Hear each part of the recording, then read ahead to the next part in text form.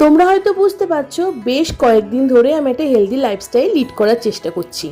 তবে এর জন্য কোনো কঠিন কাজ করতে হচ্ছে না। ঘুম থেকে উঠে খালি পেটে ডিটক্স ওয়াটার খাচ্ছি, চিনিটাকে বাদ দিয়ে দিচ্ছি, তার সাথে কার্বোহাইড্রেটটাকে মোটামুটি যতটা না খাওয়ার নয় ততটুকুই খাচ্ছি।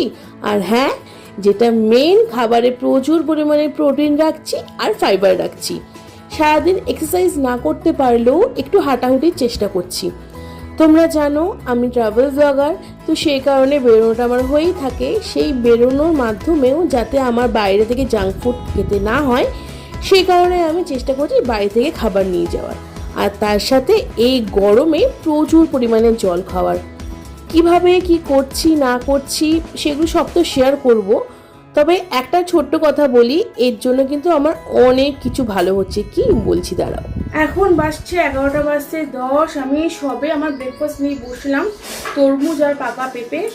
বিছানা পর্যন্ত তোলা হয়নি। সকাল থেকে আজকে কি হেট্রিক যাচ্ছে।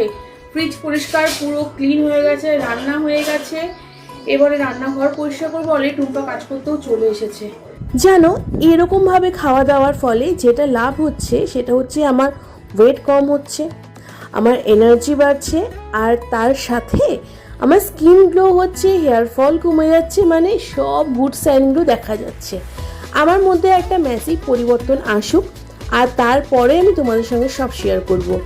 আজকে সারাদিন প্রচুর কাজ করেছি, সেগুলো তোমাদের সঙ্গে শেয়ার করলাম আমার এই ছোট্ট ভিডিওর মাধ্যমে।